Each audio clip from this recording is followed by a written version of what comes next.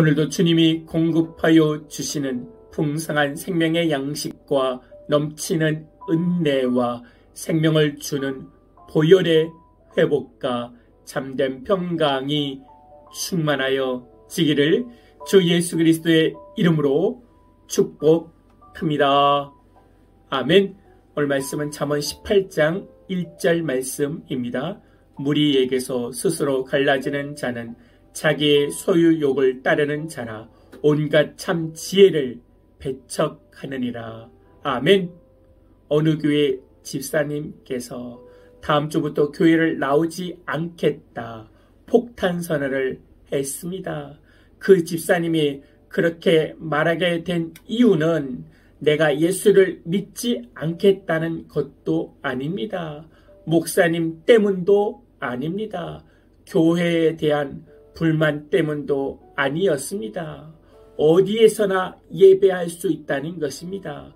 가정에서도 하나님 앞에 예배할 수 있다는 생각으로 그런 결정을 하게 된 것입니다. 실제로 코로나 이후에 이러한 생각을 가진 성도들이 많이 늘어나고 있습니다. 그해 겨울에 목사님께서 그 집사님 댁을 신방하였습니다.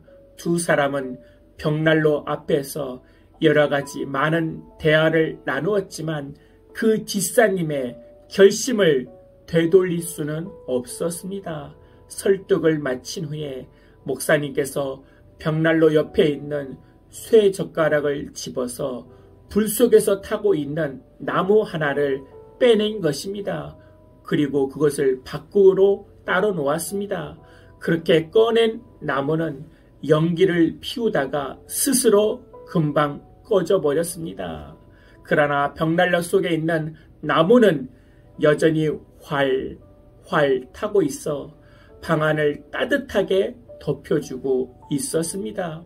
이 광경을 지켜보던 집사님이 결국 입을 열었습니다. 목사님, 다음 주부터 주일 예배 꼭 참석하겠습니다. 교회는 화덕과 같습니다. 영적 생명의 불씨를 잘 보존해주는 곳이 교회입니다. 함께 모여 있을 때 영적 생명이 활활 타오르는 것입니다. 영적 생명의 확장성과 영향력은 교회에 있을 때 보장되는 것입니다. 그러므로 성도는 교회를 가까이 해야 하고 함께 모여 있으기를 힘써야 합니다. 주님의 몸인 교회를 가까이 하는 것이 주님을 가까이 하는 것이고 주님과 동행하는 것입니다. 성도는 공동체를 세우는 자가 되어져야 합니다. 홀로 하는 신앙은 없습니다. 예수님의 사역도 홀로 하셨음에도 됨을 불구하고 제자들과 함께 사역을 했습니다. 그리고 예수님께서 교회를 세우신 것입니다.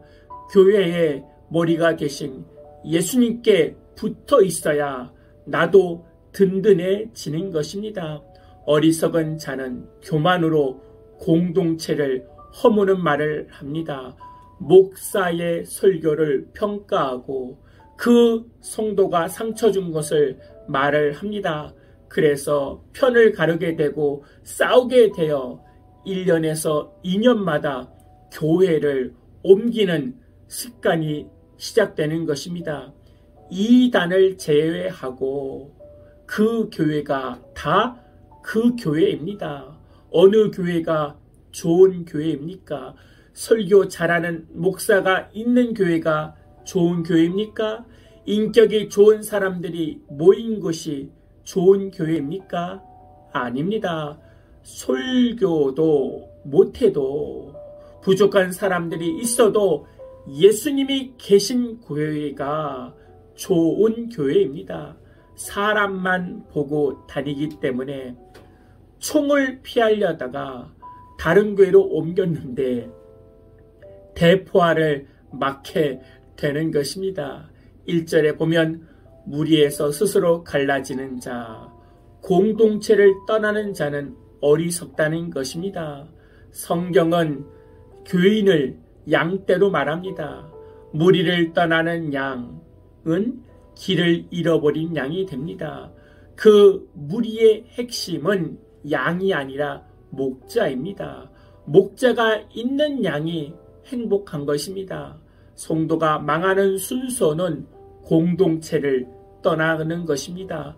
예배를 떠나는 것이고 교회를 떠나는 것이고 아버지를 떠나는 탕자가 되는 것입니다. 그러면 성도가 흥하는 순서는 공동체를 찾는 것입니다. 예배를 찾는 것입니다. 하나님 아버지께로 돌아가는 것입니다.